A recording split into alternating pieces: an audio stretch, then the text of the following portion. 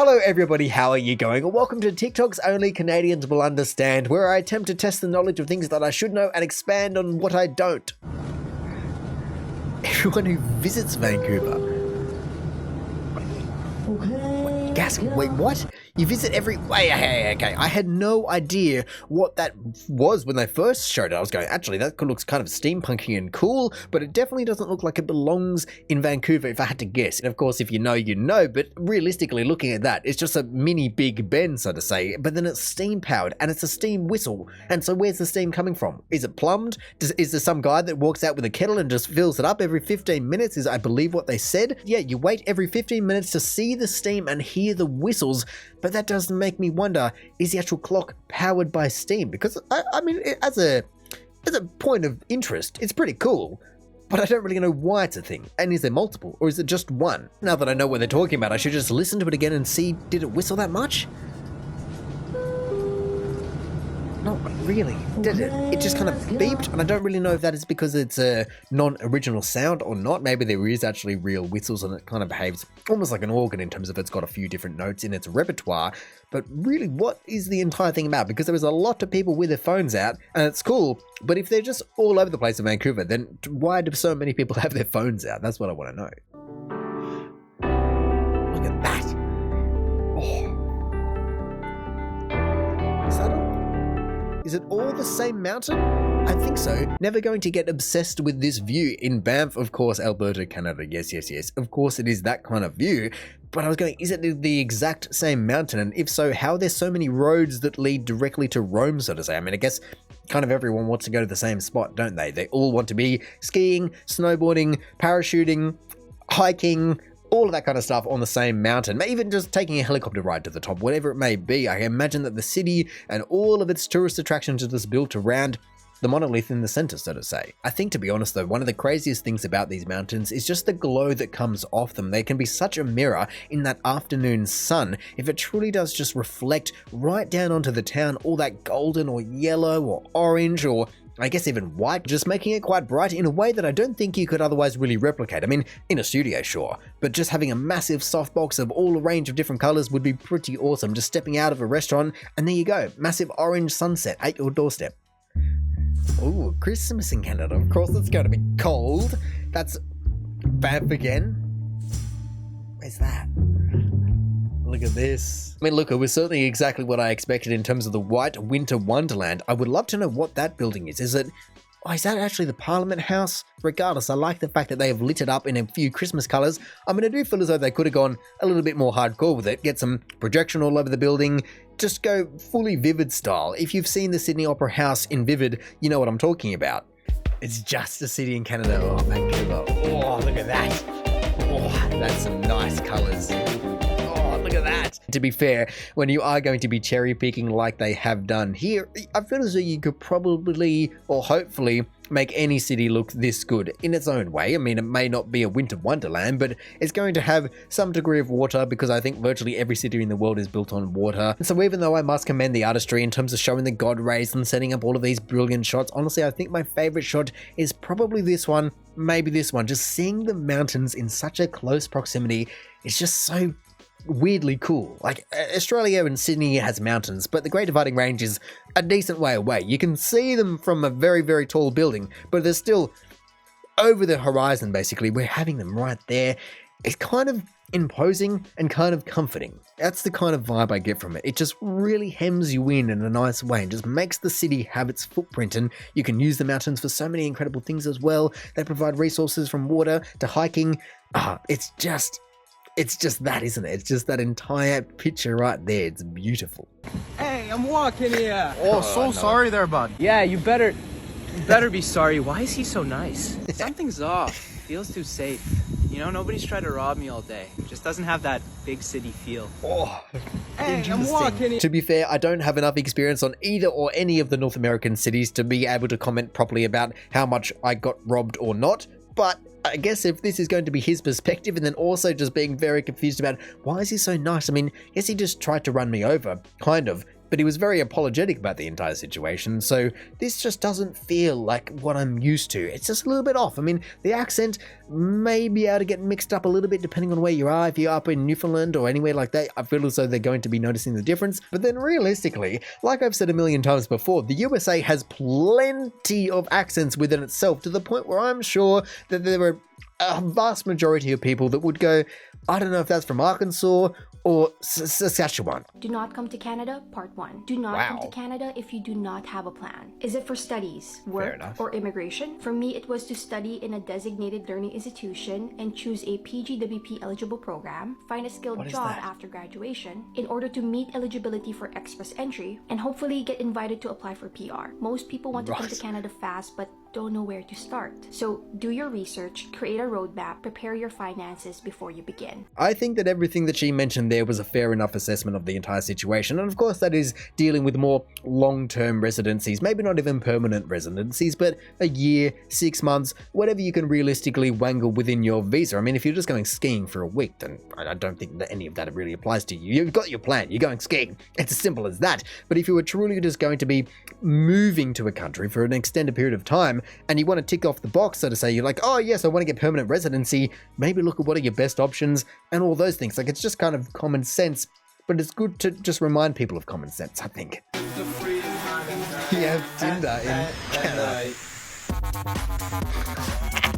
What? Wow.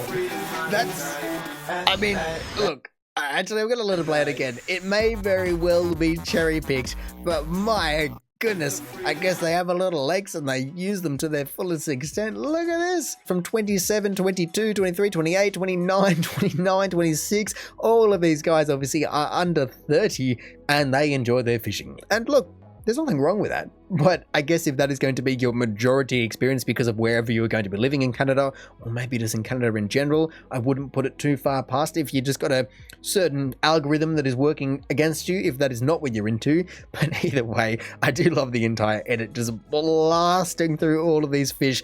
And it's, I guess, to be fair, it's not all of their first photos, is it? They've got 1, 3, 1, 3, 3. Wow, there's kind of a thing here. 1, 4, 3. So, okay, if it's not their first profile picture, if it was the first one on every single one of them, I feel as though that would be a bit more of a red flag. But if they've just gone out and they've mixed it in there with the rest of the entire thing and they're just showing themselves with dogs or kids or whatever they want to be doing, I don't even know, whatever they want to be showing, they're just showing their interests and they're showing their hobbies. But at least it's not the priority. They're not showing fishing number 1. You, whoever you are, swiping number 2. That's the problem that can become very apparent very quickly. And to be fair, as the top comment says right here, you could have bigger problems. Tinder in Australia. Group pics in a pub with the lads. Don't know who the main guy to look at is because I guess, yeah, they could just be the one on the right. They could be the one in the middle. There could be 20 people in the entire thing and they don't have an arrow just pointing to their face. And then if that's every photo, picture 1, 2, and 3, or them at, I don't know, some sporting event and then the pub and then in a class photo or something, you're never going to know who they are. So I guess it's a bit of a lucky dip if that's what you're really into as well. But I feel as though there could also be worse problems to deal with, of which, to be fair, I didn't even notice because my eyes were just drawn to Australia. But the rest of the comments just go crazy on their own countries. Tinder in Malaysia, that one pic at Genting. Can't say I know where that is, but then just Tinder in Japan, just random photos of nature surrounding and cats. Tinder in Indonesia, that one pic in the club. Philippines, I'm not even going to attempt it. And I'm sure that there are plenty more examples as you just scroll down here. Same in Finland, da-da-da. You're not alone. Let's just put it that way. There are going to be problems in every single aspect of the world if you're just focusing on the little things that you don't like about whatever this may be. Where's that? Toronto? Is that what they say? Hang on a second. I don't really know if that is the fairest of comparisons. You're taking a wide-angled black and white bird's eye view style photo, and then you just cut to a drone shot. I mean, there's not even the same real road unless... Is that S-bendy thing on the left here what we're seeing in this one? I'm just also looking for the massive black buildings that were there at the time in the 1960s. I mean, yes, there's been more development, but you could say that about every city in the world. It's been 60 years. What do you expect? There's been population expansion, there's been development in architecture and design and construction so people can build higher than ever, of which you just have a prime example of right there, a building that is taller than the vast majority of buildings around the world. I guess half of it is just its antenna, so to say, but it's still an impressive structure. Actually, I guess that is the railway that they are showing the front, so it is the same spot, and the drone must be doing a little bit of this action, and that means that the CN Tower is over on the left, or maybe just out of frame, but still, it's not really a fair comparison, or maybe it is a fair comparison, because like I said, it's been 60 years. What do you expect? Same spot. Whoa. Actually, that then makes sense. I was going, okay, I like what they're showing here. It's a bit of the same as what we just saw, and that is a lot of wires, but the caption is, it gets so dark by 4:30 p.m., which comes back to what I was saying before about the Parliament House, if it is Parliament House or if it isn't, but that's the one I was talking about. Project all over it. You got 16 hours of darkness. Just use it to the fullest extent. You're not really going to be getting people out in the middle of a freezing cold winter. Sydney has a freezing cold winter in brackets, but Canada has literally freezing cold winters. But then again, the people are completely different and people are used to it and they dress appropriately is basically what it comes down to as well. And so just get people out and about in winter. That's the entire point of Vivid. No one goes anywhere besides to see Vivid.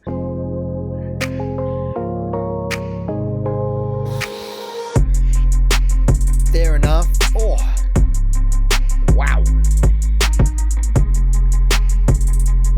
That's a hell of a commitment. I can't fault it. If you are able to commit to going out every single weekend to see these sites and you love it, more power to you, because they look awesome. They look cold in some places, they look warm in other places, they look yummy in other places. It really is living the luxe life on a budget, but then I guess hiking stuff cannot be that cheap either. But regardless, it's a very nice, picturesque way to be living. If you have a 9 to 5 and you have the time to be going out and doing this kind of stuff, sure, move to Canada, do all that kind of thing, because they have so much of this picturesque landscape that it will take your entire lifetime. So if you can spend every weekend doing it, maybe you'll get to a quarter of it. To be fair, there is a somewhat solution in the comments by saying this is just like Norway, but with a high risk of running into a bear. So you get to strike the bear, and you also don't have to deal with just ridiculous amount of land. Like, you could probably do all of Norway in your lifetime, where Canada, I don't know, you'd be struggling. How do you pronounce that? What? Oh, just more picturesque views. Look at that. Cold, though. Cold. Honestly. Look at that. It's just, I guess this is only going to be one walk, but it still looks pretty darn cool. The thing that I have with Canada is at least I have New Zealand right next door. That a lot of what I see is at least somewhat accessible via New Zealand. And I guess if you're living in Europe, you have Norway. So everybody has their own thing. If you live in, I guess, the USA, you can go to Canada. If you live in anywhere in Europe, like I just said, be it France, the UK, England, Ireland, I mean, if you live in Scotland, you might have a bit of this as well. In the Scottish Isles, I've heard that they are just crazy as well. A bit different, but still crazily beautiful. And then, yeah, like I said, you can just go to Milford Sound, which looks like all of these places rolled into one, and in the middle of absolutely nowhere. One road in, one road out. Not a through road, one road in, one road out. You can take a seaplane and all those kind of things, but at least I have a little bit more accessibility than going to Canada, because it's a long haul flight. There's no arguing with that. And it may very well be worth it, or I guess, yes, it is definitely worth it, but it's just not somewhat feasible. And so at least you can just have that bit of accessibility closer to home. What? Hot? Was that hot water, I think? Okay. Steaming. Gonna freeze in what? 3 minutes or something? Solid as a rock. Look at that. That looks like it's some cartoon towel. Like you've just, I've not drawn it, but you've made it out of Play-Doh. It's ceramic. It's just a fake. It's a prop. But no, you literally just left it outside for who knows what. I mean, it's edited video, but let's just, for the sake of it, let's just say 5 minutes. That it froze in that kind of weather, rock solid. And of course you can do that in a freezer at home, but to have that outside after having a warm towel or even just a general towel, it's pretty darn impressive. Canada, for as much as people love to say that it isn't that cold and it just you can be out there in your t-shirt and shorts and you'll be fine, you're ice hockey mad. At the same time, there is still a reason that it's surrounded in ice, and that is because it is cold. You can't say that it's not cold. You can't deny the physics of what temperature is. I mean, it's not absolute zero, but sometimes for the human scale, it might as well be. And I even like the fact that someone on the top comment says, and I've never heard this before, but it makes total sense, make a frisbee from an old rag and fly them off the balcony. I mean, maybe don't hopefully hurt anyone by doing that, but it certainly sounds like a fairly good use of this entire thing. And so maybe that is just what I have to do. I'll fly over there eventually. Eventually I will get there. But until then, I can just freeze it in my freezer and throw them off the balcony instead.